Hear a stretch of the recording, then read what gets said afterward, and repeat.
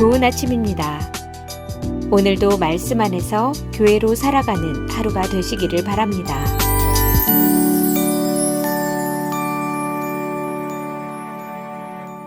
(3월 12일) 매일 말씀 묵상입니다. 오늘 함께 보실 하나님 말씀 마태복음 22장 18절부터 22절까지의 말씀입니다.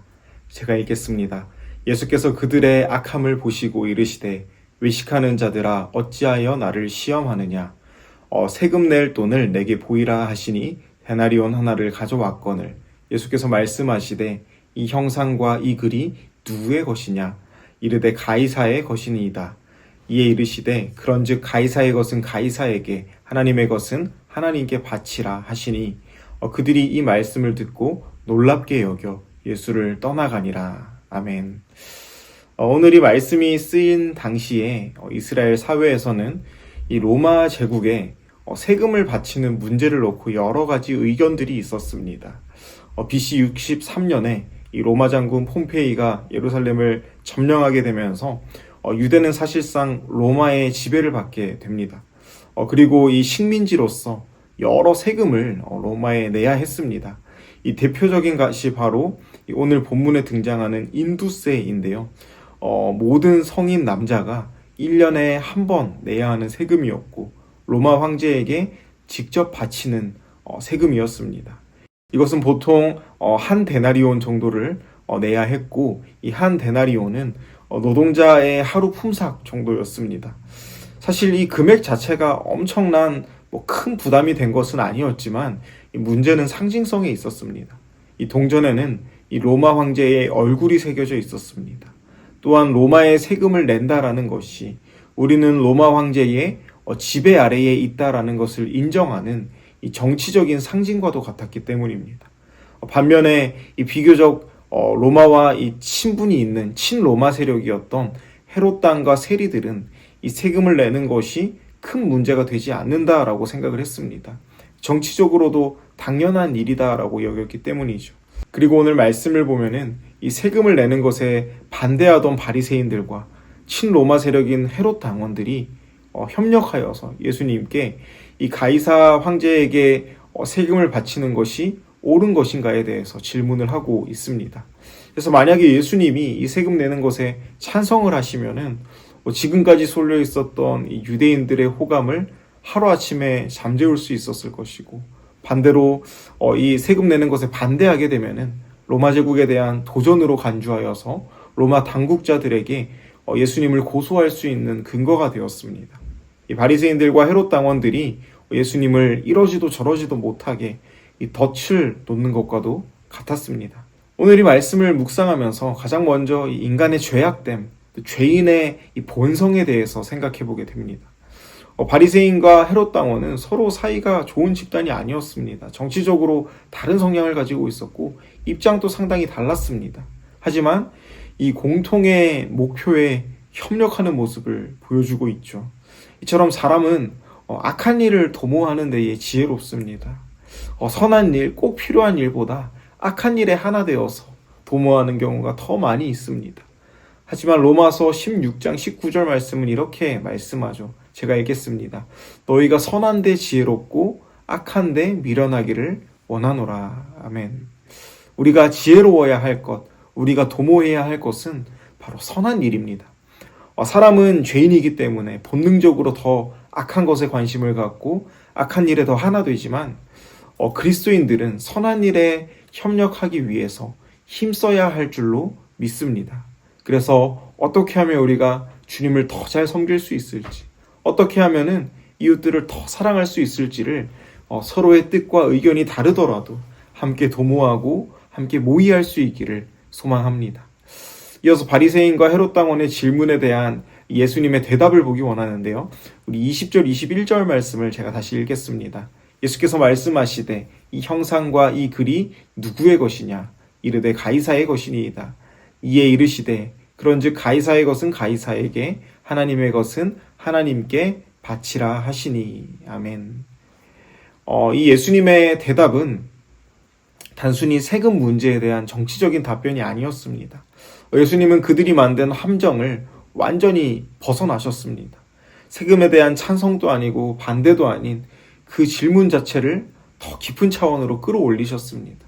이 동전의 형상을 보게 하시면서 이 형상과 이 글이 누구의 것이냐라고 묻죠. 그리고 사람들로 하여금 스스로 가이사의 것입니다 라고 말하게 하십니다.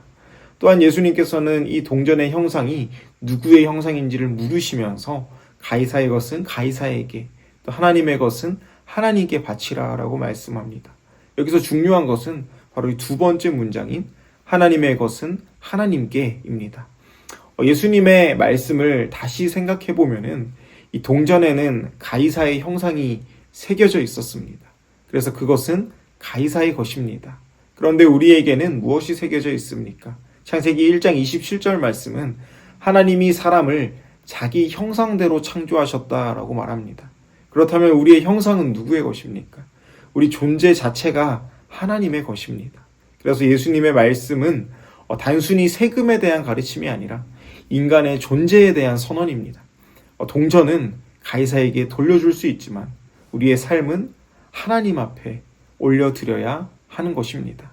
따라서 우리가 하나님께 드려야 할 것은 돈이 아니라 세금이 아니라 우리의 삶 전체입니다. 우리의 마음과 우리의 삶과 예배와 순종을 주님 앞에 올려드릴 수 있어야 됩니다. 예수님의 답변 20절 21절을 묵상하며 주시는 마음은 삶의 모든 영역 속에서 우리가 하나님을 드러내야 한다라는 것입니다. 그리스도인은 세상과 분리되어 살아갈 수 없습니다. 세상의 권위, 세상의 체계에 무조건 반대하면서 살아갈 수 없는 존재입니다. 우리는 세상과는 분리된 그리스도인이 아니라 세상에 속한 그리스도인, 더 나아가서 우리가 속한 세상을 변혁할 수 있는 그리스도인들이 되어야 할 줄로 믿습니다. 특별히 우리는 하나님의 형상대로 지음받은 존재들입니다. 우리의 말과 우리의 행동과 또 우리의 삶을 통하여 주님이 드러날 수 있기를 소망합니다. 그렇게 할 때 우리는 죄악된 세상 속에서 우리 주님을 드러낼 수 있게 될 것이고 우리의 모습을 통하여 세상이 주님 보시기에 기뻐할 만하게 변화될 줄로 믿습니다. 더 나아가서 이 세상 속에서 최선을 다하는 삶을 살아가야 합니다. 우리는 하나님께 속한 사람들이지만 동시에 이 세상 속에서 살아가는 사람들이기 때문이죠. 그래서 하나님을 믿는다라는 이유로 세상의 책임을 외면하거나 세상의 질서를 무시하며 살아가는 것이 아니라 오히려 그 누구보다도 성실하고 정직하게 살아갈 수 있어야 됩니다. 우리가 맡은 자리에서 책임을 다하고 또 맡겨진 일에 최선을 다하며 사람들과의 관계 속에서도 사랑과 정직을 실천할 때에 우리의 삶을 통하여 하나님의 형상이 드러나게 됩니다. 그렇게 살아갈 때 사람들은 우리의 삶을 통하여 우리 주님을 보게 될 것이고 우리의 작은 삶의 모습들이 이 세상 속에서 하나님 나라를 드러내는 통로가 될 줄로 믿습니다. 이제 말씀을 정리합니다. 이 동전에는 가이사의 형상이 새겨져 있었기 때문에 가이사의 것은 가이사에게 돌려줄 수 있습니다. 그러나 우리 사람에게는 하나님의 형상이 새겨져 있습니다. 그래서 우리의 삶과 우리의 존재는 바로 하나님께 속해 있습니다. 그러므로 단지 예배의 시간만 하나님께 올려드리는 것이 아니라 우리 삶 전체를 하나님께 드리며 살아갈 수 있어야 됩니다. 우리의 말과 우리의 행동, 우리의 선택과 삶의 모든 태도들 속에서 하나님의 형상이 드러날 수 있기를 소망합니다. 오늘 하루도 정말 우리가 있는 자리에서 하나님께 속한 사람답게 우리가 살아가며 우리의 삶을 통하여 하나님을 드러낼 수 있는 복된 하루가 되시기를 주님의 이름으로 소망합니다. 기도하겠습니다. 사랑의 주님 감사합니다. 오늘 말씀을 통하여서 바리새인들과 또 헤롯 당원들의 그 질문 앞에 예수님의 그 답변을 주님 우리가 묵상합니다. 사랑의 주님, 우리가 이 땅 속에서 정말 그리스도인으로서 하나님의 자녀로서 하나님의 형상을 드러내며 살아갈 수 있게 해주시옵시고 또 동시에 이 세상 속에서 최선을 다하며 살아갈 수 있는 오늘 하루가 될 수 있도록 주님 붙들어 주시옵소서. 이 모든 말씀 예수님 이름으로 기도합니다. 아멘. 주간 기도 제목, 목요일 기도 제목으로 함께 기도하겠습니다. 먼저 미국과 한국을 위해서 기도하실 때 미국과 한국의 대통령과 위정자들이 지혜와 분별력을 갖도록 그리고 한국의 정치, 경제, 외교, 안보, 교육 등이 안정되도록 함께 기도하겠습니다. 그리고 오스틴 지역 한인교회와 목회자들을 위해서 기도하실 때 복음의 본질을 붙잡아 혼합주의, 세속주의에 흔들리지 않도록 또 목회자들이 담대히 말씀을 선포하여 교회마다 양적, 영적 부흥이 있도록 함께 기도하겠습니다. 또한 새성전 리모델링과 현건물 매각이 하나님의 계획 안에서 순적하게 이루어지고 이 일에 온 성도가 기도로 한마음 될 수 있게 하여 주시옵소서. 선교사님 위하여 기도하실 때 차드의 김영섭 선교사님, 요르단 김재문 선교사님, 브리지 미니스트리 김영수 간사님 위해서 함께 기도하겠습니다. 기도하시겠습니다.